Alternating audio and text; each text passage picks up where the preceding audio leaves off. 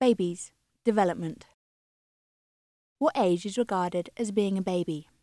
I think the usual age range of a baby is considered as 0 to 1. The first birthday is often a milestone in leaving babyhood behind, but lots of parents will think it's later than that. On the other hand, many parents get a surprise at how quickly the very little baby days are over and how quickly small children become independent. And really it's only probably 0 to 3 months that is that very helpless baby that we think about. How will I know if my baby is developing normally? It can be difficult even for professionals to assess normal development. It's important that you do take your baby for the developmental checks that health visitors provide, and they will reassure you that everything's going normally. But there are a few simple things I think parents can look for. Most babies start their social smile around 6 weeks or so, although lots of parents think it's a bit earlier. They think they're smiling at them before that. When babies start to kind of communicate with you at that age, I think, there's simple things parents can look for, but really you ought to take your baby to the professionals for those developmental checks. What should I do to stimulate my baby's development? The most important thing when you have a baby is to communicate with them. And that may seem odd to parents. You think, how can you communicate with a small baby? But you must talk to them from the start, leave a little space for them to communicate back to you by waving their arms, making eye contact, and lots of love and affection. There's actually evidence and research that cuddles and lots of close physical contact help babies' brains to grow. So those are the important ways that parents can get started, and not to worry about it because most parents do those things by instinct with their babies. Can a baby receive too much stimulation? Babies are born with their own very individual personalities. Once parents have more than one child, they realise this, and it's quite a shock to them. Some babies are very sensitive, and a baby who they really find life outside the womb quite hard. They don't like bright lights, they don't like loud noises. Those sorts of babies can be overstimulated, and they'll let you know they've had enough. They'll be screwing their eyes up, turning their heads away, and when you see that is the time to put your baby down, to rest and sleep. It's really that learning process, taking the cues from your baby, and yes, you can overstimulate. What is bonding?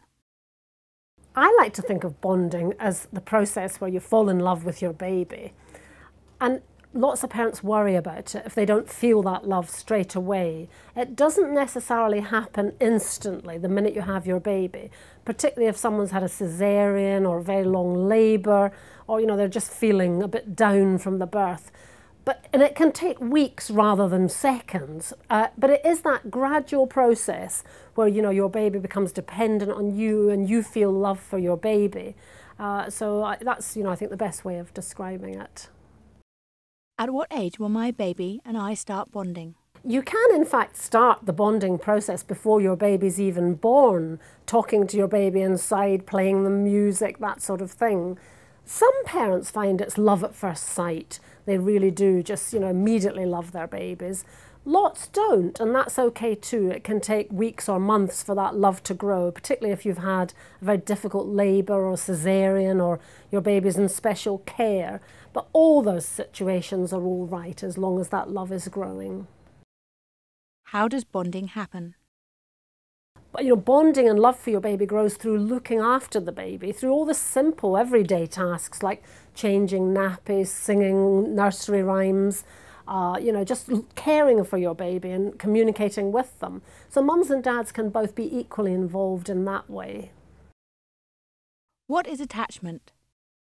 Attachment is a word that psychologists use for the process when baby's really got to know you as their main carer, and you've really got to know your baby through this bonding process. It's an interesting idea because it's not only about the baby being attached to you, literally, thinking you're the most important person in their world, but it's also about giving them security to try and get independence and to start exploring the world.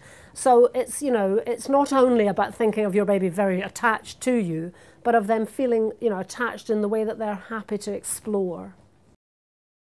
What is separation anxiety?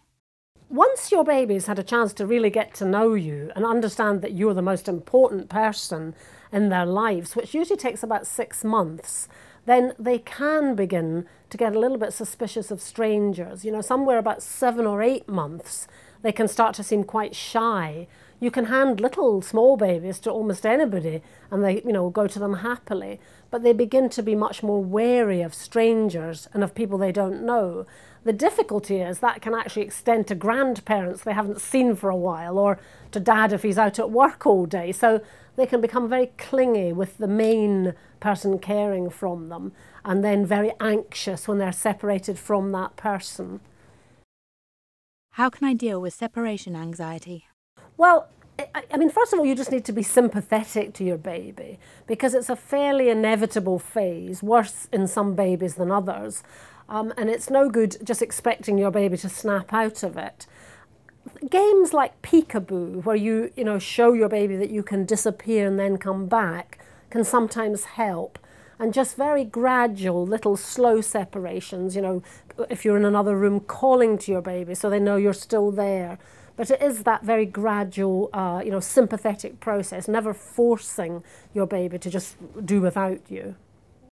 At what age do babies start to get a personality? There's lots of evidence from research that babies arrive absolutely newborn already with personalities, with their very individual temperaments.